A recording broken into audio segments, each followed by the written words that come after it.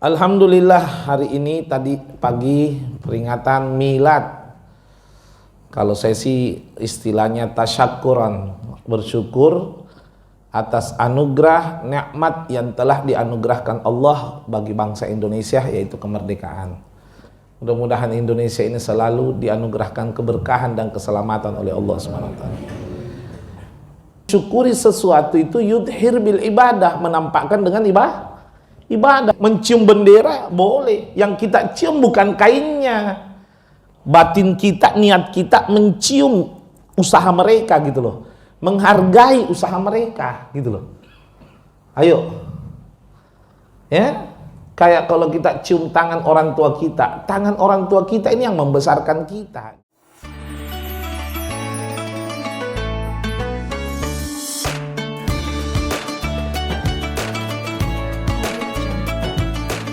Alhamdulillah, hari ini tadi pagi peringatan milad. Kalau saya sih istilahnya tasyakuran, bersyukur atas anugerah nikmat yang telah dianugerahkan Allah bagi bangsa Indonesia, yaitu kemerdekaan. Kemerdekaan ini Allah hadiahkan tidak gratis, tidak cuma-cuma, dibayar pakai darah para pejuang, keringat para pejuang, harta para pejuang, segala-galanya dari para pejuang. Sehingga ini nikmat wajib dijaga, ya. Wajib dijaga, jangan sampai ini nikmat terabaikan gara-gara kepentingan-kepentingan yang tidak mendasar. Naudzubillahi min dzalik. Mudah-mudahan Indonesia ini selalu dianugerahkan keberkahan dan keselamatan oleh Allah SWT. Tidak terlepas dari itu, sebenarnya peringatan 17 Agustus, kalau pribadi saya, tidak usah melakukan hal-hal yang berlebihan, apalagi berbentuk maksiat. Karena namanya mensyukuri itu tasyakuran, itu mensyukuri sesuatu itu yudhir bil ibadah, menampakkan dengan ibadah, bukan maksiat. Jangan sampai nanti bikin misalnya panggung besar, lalu penyanyi latar yang joget-joget perempuan, itu bukan bersyukur namanya, itu kufur, itu namanya itu kufur. Anda tahu kufur? Lawan bersyukur kufur. Kalau kita bersyukur, Indonesia dibuat lebih baik dari sebelumnya. Kalau kita kufur, bahaya. Wala in kafartum inna adabi lasyadid. Jadi sebenarnya kalau saya sih ya, upacara boleh, lomba boleh, penerimaan hadiah boleh, itu karena bentuk silaturahmi, nggak apa-apa. Apa namanya ini, menampakkan kesenangan, ya. Namun jangan berlebihan, jangan sampai melanggar syariat gitu tuh, ya. Apalagi sampai ada penyanyi-penyanyi yang diundang. Ya mestinya kan kalau 17 Agustus itu, kalau saya sih ya, saya pribadi itu baca Yasin, tahlil, doa untuk para pejuang muslim yang telah mengorbankan nyawanya, segala-galanya untuk kita. Lebih manfaat, dikirimi pahala, dikirimi doa, dikirimi segala-galanya, itu lebih manfaat itu daripada harus melakukan hal-hal yang kurang bernilai di sisi Allah Subhanahu wa ta'ala. Di samping itu,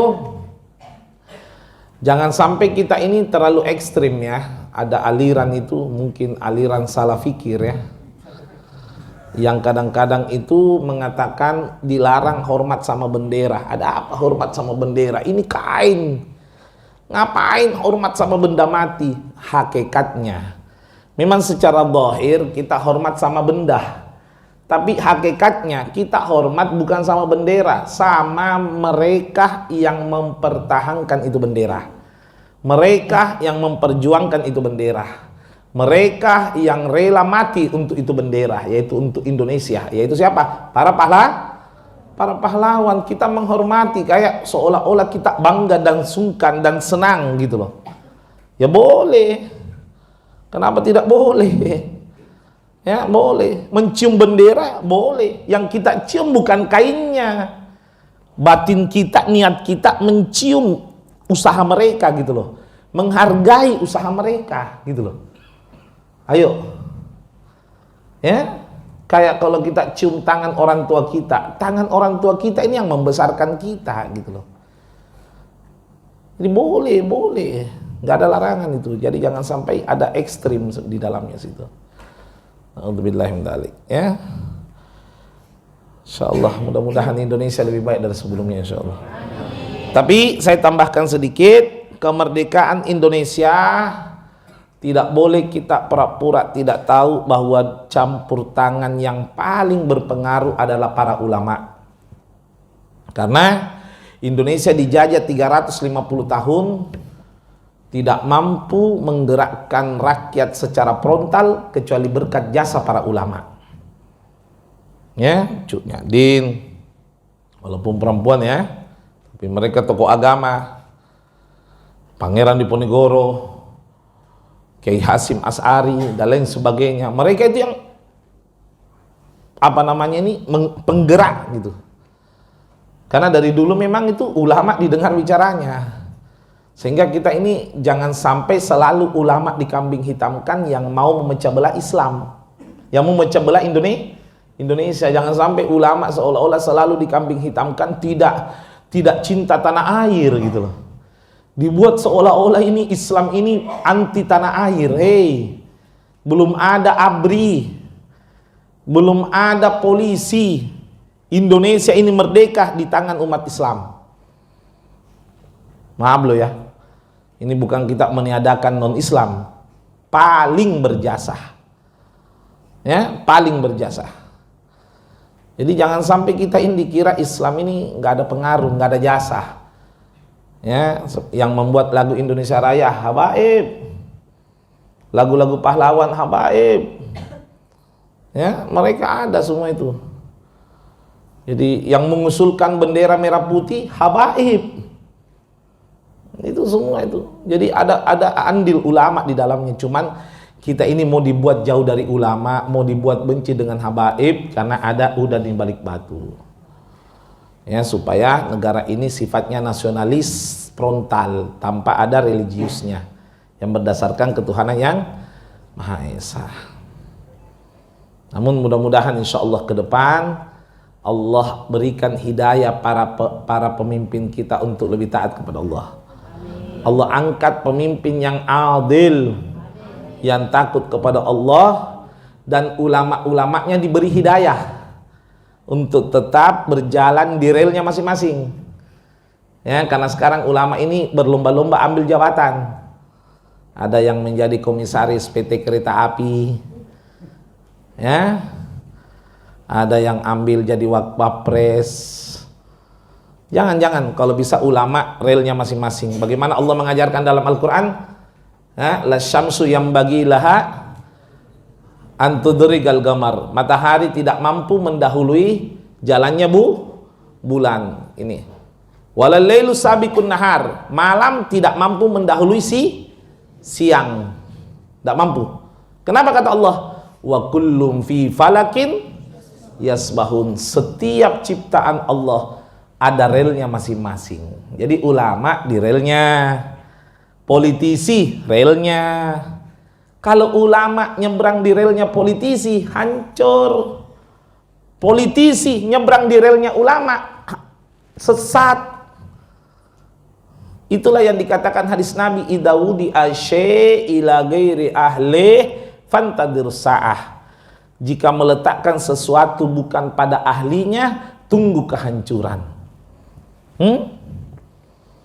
Ayo, tukang bangunan disuruh kerja bikin kambing-kambing, bingung.